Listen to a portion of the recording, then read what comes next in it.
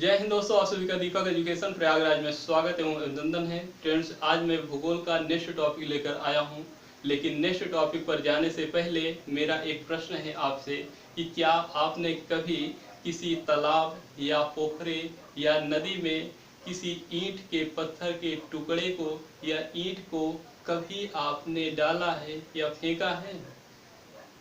मुझे उम्मीद है कि आप में से 99% यह कार्य जरूर किए होंगे। वो बचपन से लेकर आज तक में कभी भी किसी समय जरूर किए होंगे। तो आप उस समय जाइए, जब भी आप यह कार्य किए थे वहाँ पर जाइए, याद कीजिए जब आपने उस पत्थर को पानी में फेंका था। जब आपने किसी पत्थर को पानी में फेंका था तो उस समय पत्थर जैसे ही पानी में गिरा था तो वहां से कुछ लहरों का निर्माण हुआ था। उस जहां पर पत्थर गिरा था उसके चारों तरफ कुछ लहरों का निर्माण हुआ था। ठीक इसी प्रकार से फ्रेंड, जब समुद्र में, ये मान लीजिए क्या है, ये समुद्र है। मान लीजिए कोई आकाशीय पिंड घूमते घूमते पृथ्वी के गुरुत्वीय क्षेत्र में आकर किसी समुद्र में गिर जाए। क्या? समुद्र में यह गिर जाए। जब यह समुद्र में ये गिर जाएगा पिंड, या इसी को मान लीजिए बड़ा सा पत्थर है, जब यह पिंड किसी समुद्री क्षेत्र में कहीं भी गिर जाएगा तो यहाँ से क्या होगी, ऊंची ऊंची लहरों का निर्माण होगा। क्या होगा फ्रेंड्स? ऊंची ऊंची लहरों का निर्माण होगा।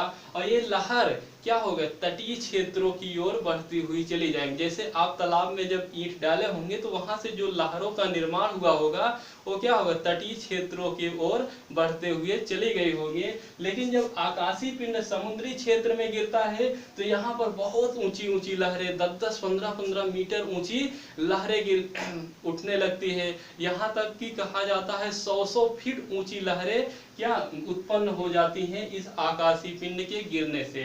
तो जो ये ऊंची ऊंची लहरें उत्पन्न हो रही हैं समुद्र में, इसी को भूगोल में एक नाम दिया जाता है जिसे सुनामी कहा जाता है। क्या फ्रेंड्स? जिसे सुनामी कहा जाता है। भूगोल में एक नाम दिया गया है इन्हीं लहरों को। वो नाम क्या है? तो इसी नाम को कहा, इस नाम क्या है? सुनामी। भूगोल में एक विशेष नाम दिया गया है जिसे सुनामी नाम से जाना जाता है। तो आपके समझ में आ गया होगा कि जैसे तालाब में छोटी छोटी लहरें उत्पन्न होती है, ठीक इसी प्रकार से जब समुद्र में कभी ऊंची ऊंची लहरों का निर्माण होता है तो उसी को सुनामी कहा जाता है। अब ये तो क्लियर हो गया कि सुनामी आखिर है क्या। ऊंची ऊंची लहरें ही सुनामी है। लेकिन इसके उत्पन्न होने के कारण भी हो सकते हैं। जैसे यहाँ पर इसके उत्पन्न होने के कारण क्या हुआ, पिंड हुआ ना।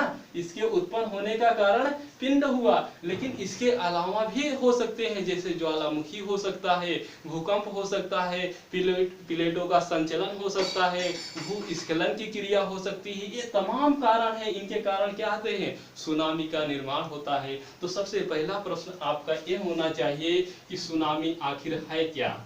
सुनामी क्या है?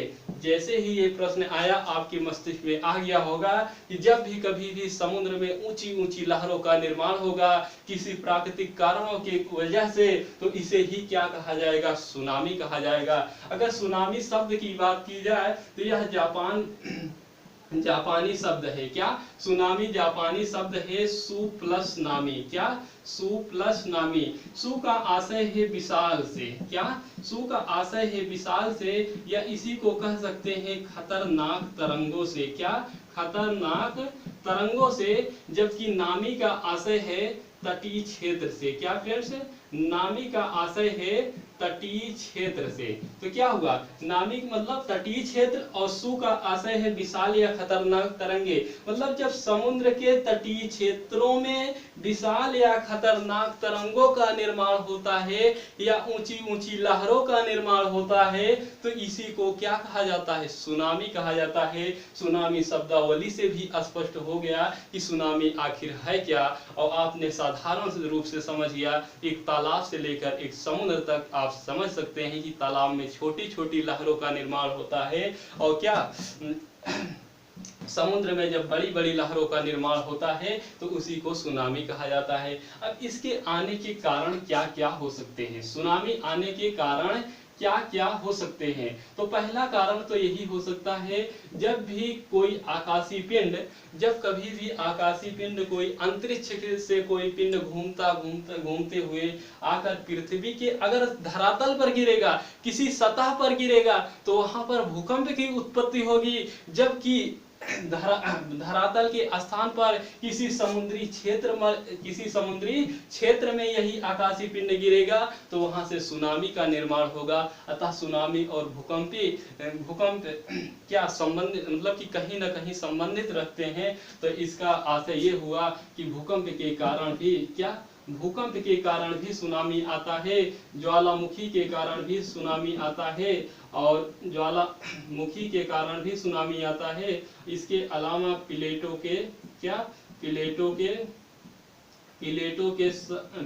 के संचलन के कारण भी आता है, और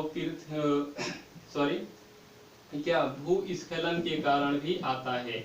भूस्खलन के कारण भी सुनामी का निर्माण होता है। अब देखिए भूकंप के कारण कैसे होता है। जैसे ये मान लीजिए क्या है फ्रेंड्स, जैसे ये मान लीजिए समुद्र है। क्या है फ्रेंड्स, ये पूरा का पूरा क्या है, समुद्र है। क्या है, ये समुद्र है।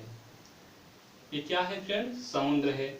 आपको पता है कि पृथ्वी के भीतर जहां से भूकंप की उत्पत्ति होती है उसे नाम दिया गया है फोकस। जो लोग नहीं देखे हैं प्ले लिस्ट से जाकर, प्ले लिस्ट में भूकंप नामक टॉपिक दिया गया है, पिछली क्लास में वही लिया था, वहां से आप देख सकते हैं। वहां से सारी बातें मैं ये सब बताया हुआ हूँ। अब यहाँ से भूकंपी तरंगों का जब निर्माण होगा तो भूकंपी तरंगे जैसे ही समुद्र के ये तट, ये क्या है, समुद्र का ये तट है। समुद्र मतलब ऊपर पानी भरा हुआ, पानी के नीचे जो पृथ्वी का क्षेत्र है उसी को क्या समुद्र का तट कहा जाता है। जैसे ही यहाँ पर टकराएगा तो भूकंप जैसे ही यहाँ पर टकराएगा इसे क्या कहा जाएगा, इसे एपिसेंटर कहा जाएगा। इसके बारे में मैं बता चुका हूँ, जिसे हिंदी में अधिकेंद्र के नाम से जाना जाता है। तो क्या हो गया, एपिसेंटर। अब जब ये भूकंप तट पर टकराएगा तो यहाँ से क्या होगा, यहाँ से ऊंची ऊंची लहरों का निर्माण होगा। ये लहर कहाँ, तट की ओर भागेंगी। कहाँ जाएंगे, तट की ओर भागेंगे। और तट पर जो भी बिल्डिंग रहेगी, इमारतें रहेंगे, जो लोग रहेंगे, वो क्या इस लहरों के अंदर, लहरों में आ जाएंगे। और जब लहर के अंतर्गत आ जाएंगे तो क्या बिल्डिंगें गिर जाती हैं, क्षतिग्रस्त हो जाती हैं। मानव अगर आ जाएंगे तो उसी में समा जाएंगे, समुद्र में चले जाएंगे। इस तरह से तमाम हानियां होती हैं। ये पिंड के कारण हो गया, सुनामी आने का कारण भूकंप भी हो गया। ठीक इसी प्रकार से ज्वालामुखी, जब समुद्र के भीतर जब ज्वालामुखी क्रियाएं घटित होती हैं, जब ज्वालामुखी विस्फोट होता है तो क्या मैग्मा जब बाहर निकलता है तो उसके विस्फोट से भी मैग्मा के साथ साथ क्या गैसें भी निकलती हैं, जलवाष्प भी निकलती हैं। तो क्या होता है कि इसके साथ जब एक भारी मात्रा में मैग्मा, जलवाष्प, गैसें निकलती हैं, कंकड़ पत्थर निकलते हैं, तो वहां से भी ऊंची ऊंची लहरों का निर्माण हो जाता है। तो उसे क्या कहा जाएगा, सुनामी कहा जाएगा। और ये सुनामी हमेशा तट की ओर जाती हैं। जैसे तालाब में आपने फेंका ईंट, वो क्या तट की ओर लहरें जाती हैं। ठीक उसी प्रकार से जब समुद्र के भीतर कोई भी घटनाएं घटित होगी तो क्या समुद्री लहरें जो निर्माण होगी वो सब तट की ओर जाएंगी। तो ज्वालामुखी भी हो गया। प्लेटों के संचरण के कारण भी होता है। ये प्लेटों के संचलन के कारण ही ज्वालामुखी भूकंप आते हैं। और प्लेटें जब आपस में टकराते हैं तो वहीं से ज्वालामुखी भूकंप की उत्पत्ति होती है। इससे ये संबंध रखता है। इसलिए प्लेटों के संचलन के कारण भी सुनामी का निर्माण होता है। पृथ्वी के भूस्खलन के कारण भी क्या होता है, सुनामी का निर्माण होता है। तो इस तरह से फ्रेंड्स मैंने बताया कि सुनामी क्या है और सुनामी आने के कारण। अब मैं एक दो उदाहरण बता देता हूं। जैसे 2004 में इंडोनेशिया में एक सुनामी आई थी जिसके कारण लाखों लोगों की मृत्यु हो गई थी। क्या फ्रेंड्स, लाखों लोगों की मृत्यु हो गई थी। तो उसके बारे में मैं बता देता हूं। जैसे मैप से बताऊंगा। ये क्या है, ये भारत का मैप है फ्रेंड्स। दक्षिण भारत का मैप केवल मैं बना रहा हूँ। ये क्या है, ये भारत का मैप है। बांग्लादेश हो गया, यहाँ से म्यांमार होती हुई कंबोडिया, यहाँ पर मलेशिया हो गया, और यहाँ से घूम गया है चाइना हो गया, रूस हो गया। यहीं पर एक द्वीप है, कौन सा, सुमात्रा है। और यहीं पर एक जावा द्वीप है। क्या, ये सुमात्रा है, ये कौन सा द्वीप है? जावा द्वीप है। आप मैप खोल कर देख सकते हैं, यहाँ पर सुमात्रा द्वीप है, यहाँ पर जावा द्वीप है।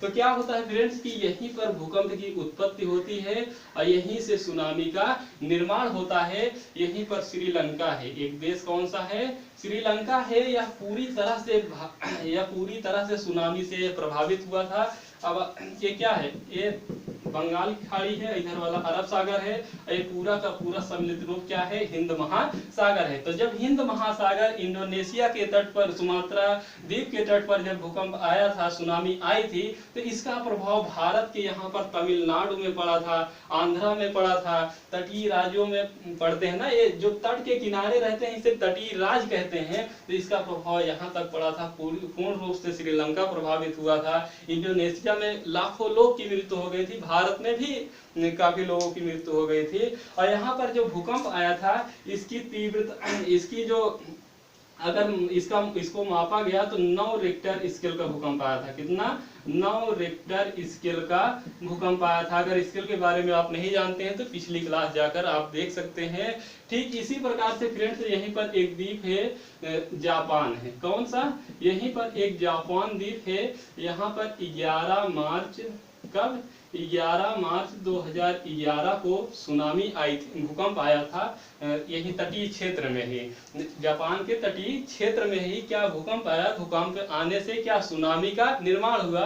तो अतः सुनामी आई, जब जापान में 2011 में सुनामी आई थी, तो यहाँ पर भी, यहाँ तो 9.5 रिक्टर का भूकंप आया था। क्या? कितना? 9.5 रिक्टर का भूकंप आया था। उससे जब सुनामी का निर्माण हुआ था तो जापान पूर्ण रूप से प्रभावित हो गया था, एक तरह से तहस नहस हो गया था। लेकिन जापान समझदार देश होने के कारण जापान ने जितने भी तटीय क्षेत्र थे वहां पर बड़ी बड़ी इमारतें नहीं बनाने दिया, बल्कि उसके स्थान पर छोटी छोटी झुग्गियां, छोटे छोटे घर बनाए, जिससे जब सुनामी का प्रभाव तटीय क्षेत्रों में पड़ा तो बहुत कम से कम हानि हुई थी। लेकिन फिर भी कहा जाता है कि जापान एकदम क्षतिग्रस्त हो गया था 2011 के सुनामी आने के कारण। तो इस प्रकार से फ्रेंड ये सुनामी के उदाहरण महत्वपूर्ण हो गए। जापान में 2011 में आए थे। ये भारत इंडोनेशिया में कब आया था? तो 26 दिसंबर 2004 को आया था। कब आया था? 26 दिसंबर 2004। जब 26 दिसंबर 2004 को इंडोनेशिया में आया, यहाँ तक कि भारत भी प्रभावित हुआ, तो क्या हुआ कि भारत में एक वार्निंग सेंटर बनाया गया। क्या? भारत में एक सुनामी वार्निंग सेंटर बनाया गया। सुनामी वार्निंग सेंटर बनाया गया। क्या बनाया गया? सुनामी वार्निंग सेंटर बनाया गया। यह सेंटर कहाँ बनाया गया? तो हैदराबाद में। कहाँ पर? हैदराबाद कहाँ पर है?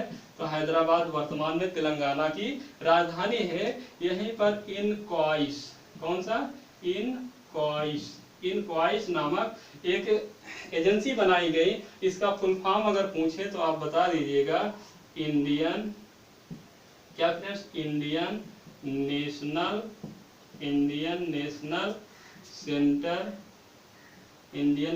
Centre of ocean information service. क्या फ्रेंड्स? सर्विसेज। ये क्या एक एजेंसी बनाई गई थी इनक्वाइस नामक, एक इंफॉर्मेशन के लिए। क्या? इंफॉर्मेशन मतलब कि कोई भी सुनामी आती है तो उसकी अधिसूचना, ये जो हैदराबाद में इनक्वाइस नामक संस्था या सेंटर बनाया गया है, यह तुरंत 7 से 8 घंटे 10 घंटे पहले ही सुनामी की सूचना दे देती है। इससे क्या फायदा होगा? इससे जो भी तटीय क्षेत्र के लोग रहेंगे वो सभी के सभी लोग क्या हो जाएंगे? सतर्क हो जाएंगे और बगल हो जाएंगे। वहां से सुनामी से मतलब कि बचाव हो जाएगा और जनधन की कम से कम हानि होगी। इस क्षेत्र में जो जहाज रहेंगे, जो नाव रहेंगे, उसे हटा लिया जाएगा, उन्हें अलर्ट कर दिया जाएगा। तो इससे बहुत फायदा होता है। जैसे अब मान लीजिए 2 दिन बाद वर्षा होना है, आज ही क्या हुआ कि वार्निंग दे दिया गया कि 72 घंटे बाद वर्षा होने की संभावना है, वो भी 1 हफ्ते तक लगातार वर्षा होने वाली है। तो इस तरह से जब वार्निंग मिल जाता है तो लोग अपने आप को सतर्क कर लेते हैं, जो भी कार्य करना होता है वो जल्द से जल्द कर लेते हैं और उनसे